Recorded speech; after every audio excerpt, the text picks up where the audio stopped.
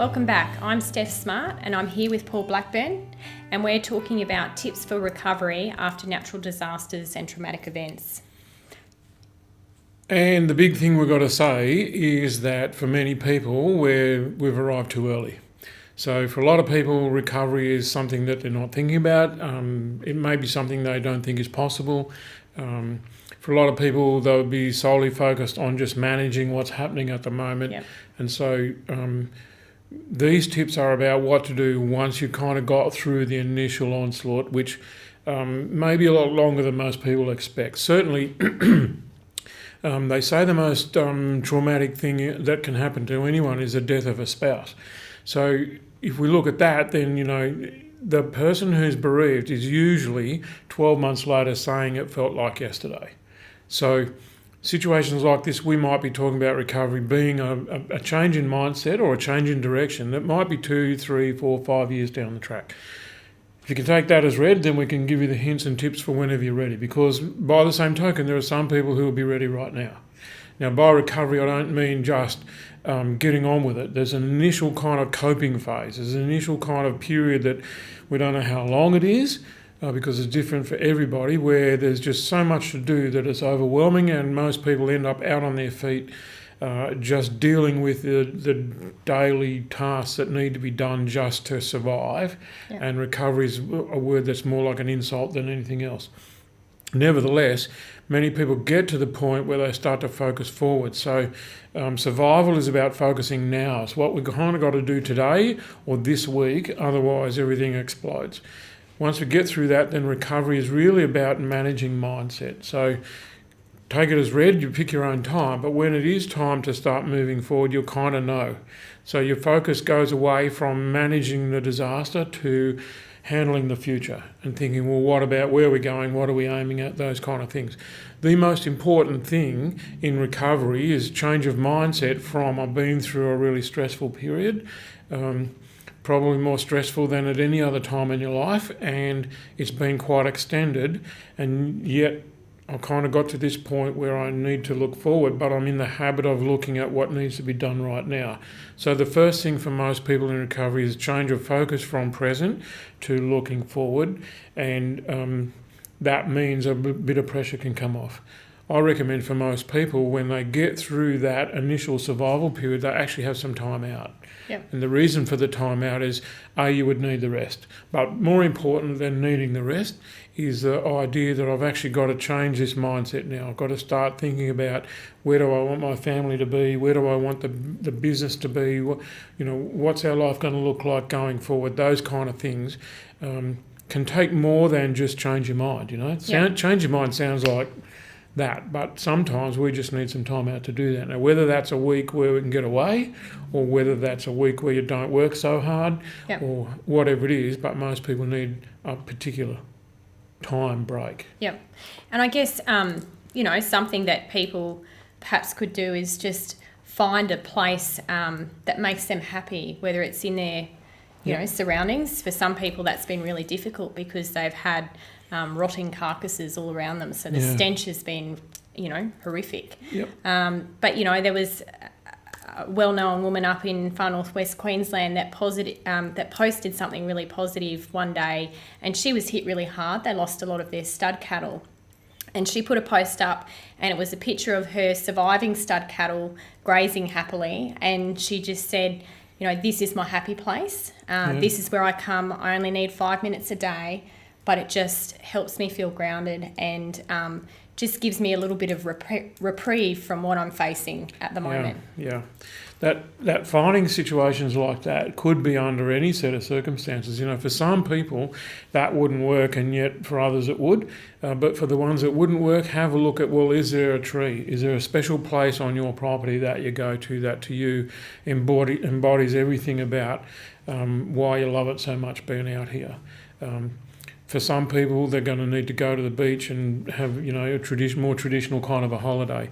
But the time to get away and think, I think that lady you're talking about, that's perfect, but I'd put it in survival mode, right? She's giving herself that 5 minutes to cope. And as you said, she's getting a reprieve.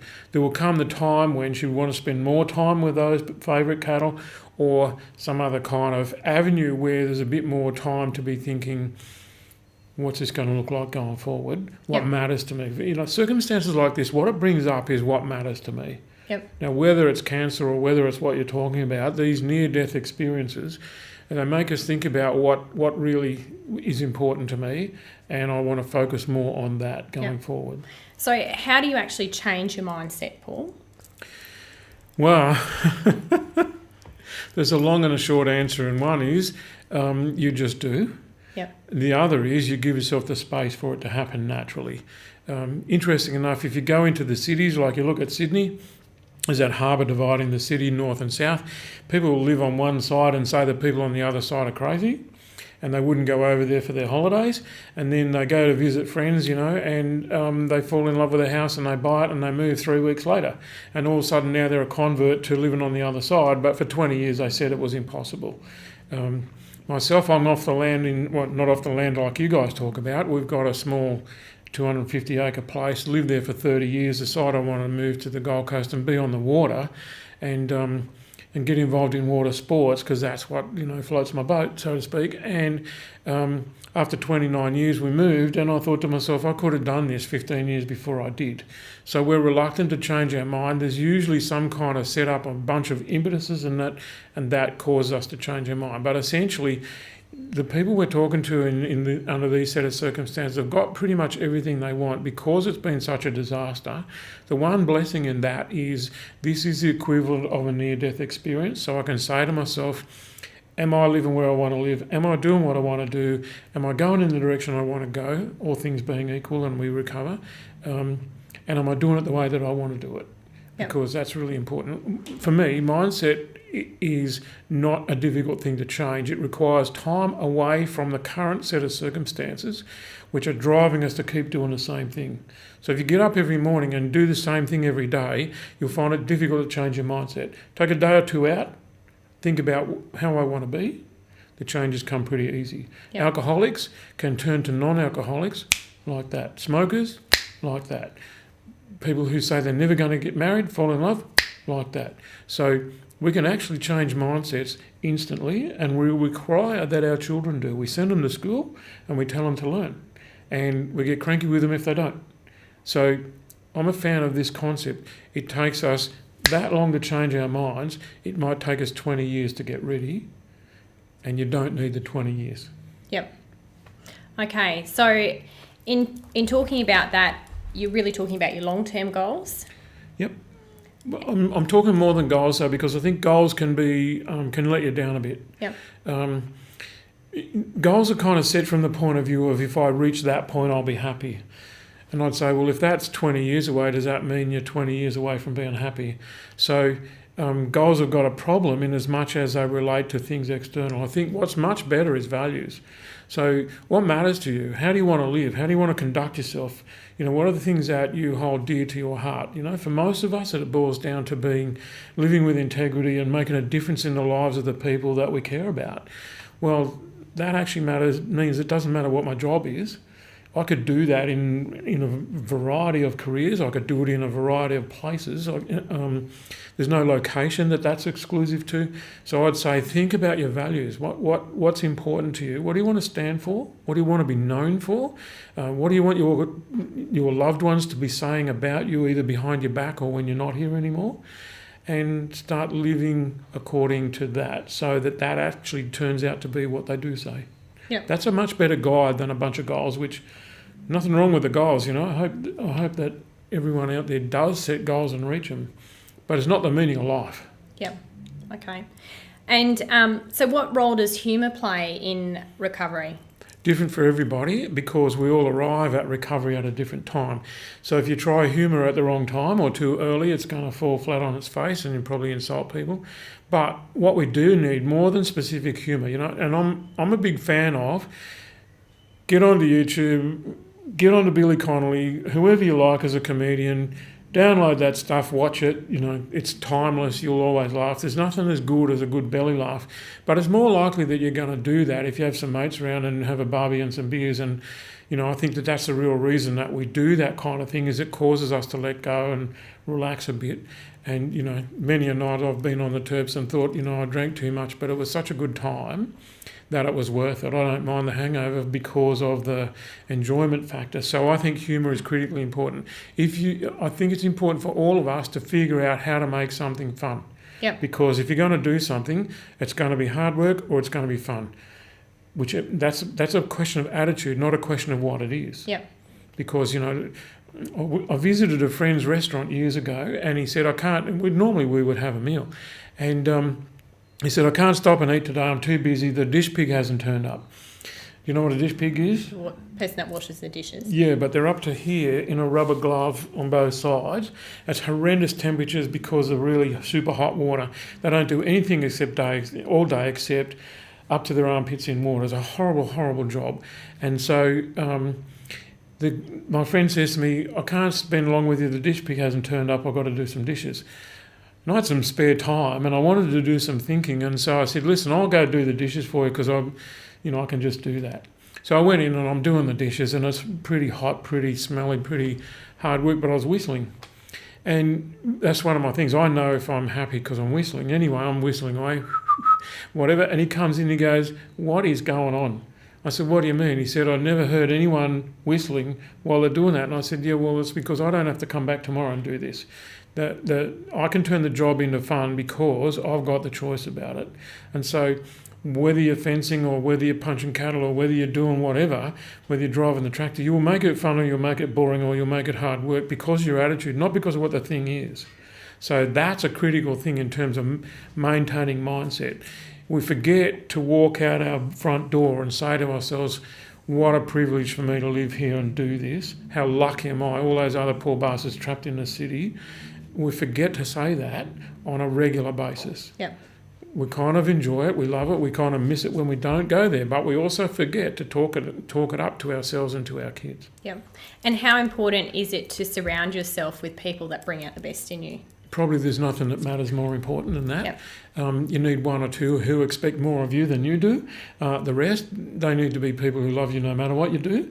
And naturally, a lot of these people are in our family, but they're also amongst people that we get. When we can build a great mateship, then we build something that goes for our entire life. And so having those people around is up to us to organise those activities. So organising barbecues or dinners or get-togethers or radios or roundups or whatever it is, then those things are important to organise, and we've got to get on the front foot with that, because if we don't get on the front foot, it's left to somebody else to organise it, and therefore they don't happen often enough. And the more often those things happen, the better we're going to go. Yeah. The more interaction with other people, the better. Okay. And so, Paul, quite often you hear the term, you've just got to stay positive. Yeah. How do you stay positive when you're faced with year on year with ongoing drought, or you've gone through what they've gone through up north? How do you stay positive in that? I don't see any evidence that staying positive actually works, because what it means is you end up telling lies. Yeah. Because you end up saying, I feel great living out here in this place where it hasn't rained for 7 years. There's an internal lie happens there. So I'm a fan of saying, this is tough, this is hard, this is harder than I've ever found it before. But follow it with, in other words, don't dwell on that. Admit the truth and then go, okay, so what do I want to do? Do I want to stay here? Do I want to try something else? In other words, be brutally honest with yourself and say, this is as hard as I've ever found it. If I'd have known how hard this was, I wouldn't have got married in the first place. So, but what do I want to do? Well, I've been married to Mary for 44 years, and there's been times when it's been really, really hard. I suppose our relationship is about the same as everyone else's. It's had its ups and its downs, no more and no less than anybody else's. But I ask myself in those hard times, what do you want to do? And I want to fix it. I want to. If it's broken, I want it fixed, and I want to move it forward. And that's the question: is to say, okay, so it is, the world's longest drought, or the longest drought I've ever lived through. That's hard. Yep. But what do I want to do? Well, if the answer is I want to stay here and see if I can make it, okay, well, maybe you don't want to whistle, but you could get on with it and say, well, this is the challenge I'm giving myself. This is the opportunity that I'm presenting myself, is to work under these staggeringly difficult circumstances. And it's the choice that I've made. Because it's my choice, I can be happy about it. Yep. When it's not my choice, that's where people come undone. So essentially what you're saying is be real. Be real. Be authentic. But don't bother being negative either. Yep. Because we actually don't know what's going to happen next. So predicting that it's going to be great or predicting that it's going to be a disaster is just a waste of time, because if you look at our ability to predict the future, it's zero. Yep. The computer was going to, well, they predicted that the computer was going to create the paperless office. Never happened. They predicted the Y2K bug was going to make the planes fall out of the sky. Our ability to predict the future is worse than useless, so why would you bother? Yep. What you've got to do is ask yourself, am I in the right place? Am I in the place I want to be? Yep. Doing what I want to do with the people that I want to be with? And if the answer is yes, yeah, beauty, let's get on with it. Yep. There's plenty to do today. Yep. I can do that happily or miserably. Yep. And social media has played an important role, especially in what happened up north. Yep. By keeping people, I guess, informed on what was happening, because it did take the media quite a while to come to the party. Yep. How is social media a tool that we can use in all of this? And well, I think you're seeing great illustrations of that now. Sisters of the North, all the other organisations springing up everywhere. Bridget Price with her rural resources. Yeah. Yep. Outstanding thing. Springing up out of nowhere, because, I know Bridget, and she just thought she wanted to do that for the community. Yep. And she didn't mean her community, she meant like the outback. So all we have to do is jump on those bandwagons. Really, when someone comes up with an idea like that, all it takes is a bunch of people to get behind it and give it the energy to make. We don't have to invent things. There's plenty of creative people who are doing that kind of thing for us. You look at Blaze Aid, somebody's put that together. All we've got to do is volunteer if we've got the time. Yep. And so really life has been made convenient for us. If we wanted to go to Blaze Aid or support someone or do whatever, then because of social media, it's really easy to do. What we've got to watch is that we don't let bad people get into our communities. Yeah. And so, the trolls who just get off on, creating pain. I still haven't worked that one out. Yeah. But so you're referring to like the animal activists and well, people like that? them and others. There are sadists out there who like to see other people in pain. Yep. So they don't mind getting online and giving you heaps for who you are and where you live and what you do. What we've got to do is we've got to jump on them pretty quickly. Yeah. And so how do you do that? I mean, there's at the moment in the rural industry, there's a lot of people that are being attacked by, they're minority groups, but they're attacking them online, and these are people that are quite vulnerable at the moment and obviously don't deserve that. But, what is the best thing to do when you've got people that are, slandering people publicly through social media and things? Yeah, well, I don't know that there's much you can do. If you argue with them, you'll put petrol on their fire. So the overwhelming temptation is I want to give them a bit for their corner and give them a few home truths and let them know how it is. That just fuels them up, so to speak. So I think what you've got to do is jump on there and tell them that, there isn't any place in this community for that kind of comment. If they wanted to do something positive, if they wanted to help, then they're most welcome to come out and, that kind of thing. But this is where you're cutting them off. Yep. And just block them. Yep. Okay. Because if you don't, it's like letting your child go out there unprotected against all the bullies. We kind of got to get in there and go, no, you don't do that here. Yep, it's not acceptable. Not acceptable. We're not wearing it. We're not putting up with it. We don't agree with you. We'll never agree with you. You can yell until you're blue in the face, but you're out of here, mate. Block. Yep. Yeah. Okay. So coming back for tips to recovery, the first step is acceptance. The first step is acceptance because, we've got to get out of that shock cycle. Yep. Once acceptance happens, then I think most people need a break. Organise the break however you want. The longer the better. If you could get a whole week off the property, it comes naturally to me, say, go to the beach. But for a lot of people, that's meaningless. So find a place. You could be going to your folks' place. Yeah, it could be a weekend away at a camp draft for a lot of the people up north. Yeah, whatever works for you, and you'll know what it is. For some people, it's going camping. For others, it's not. So whatever that is, get some time out where you can kind of figure out the direction forward. I would say after that, there's a few things to pay attention to. Number one, most people under these circumstances, their diet is going to suffer. Yep. So that's time to consider, okay, so how are we fueling the body? Because it probably needs replenishment and rejuvenation. And Yep. if you do have that few days away, do a lot of sleeping. Because a lot of people have been under a lot of stress, and adrenaline can wreak havoc in your body, can't it? Adrenaline is a nasty bastard, it really is. What it does, it allows you to get up and run at top speed for 15 minutes. The fact that we're doing that 14-hour days simply means you're destroying your system. It's a very, very toxic drug, and so most people will have an adrenaline rush, which keeps them going, and then they'll fall flat. You watch a football game, they'll fall flat after the footy game because the adrenaline sag is a well-known medical concept. So the trick there is to understand you might have been running on adrenaline for a couple of months, maybe 6 months or a year. So there is it's going to take time for your body to recover from that. That means extra good diet, lots and lots of sleep, more than normal. Interestingly enough kind of aerobic exercise to keep the heart and lung system up and running. I doubt that many of the people we're talking to need more exercise. But lots of revitalising activities. Now, whether that's parties or whether that's barbecues or camp drafts or whatever, but interaction with other human beings, identifying the location that is rejuvenating, like you talked about with the lady who goes and stands with her cattle, connecting with the people that are important to you, and re-establishing that the depth of that connection by spending more time than we've been able to for the last short period of time, building community. Yep. So making contribution. Most of us feel better when we make a contribution. Yep.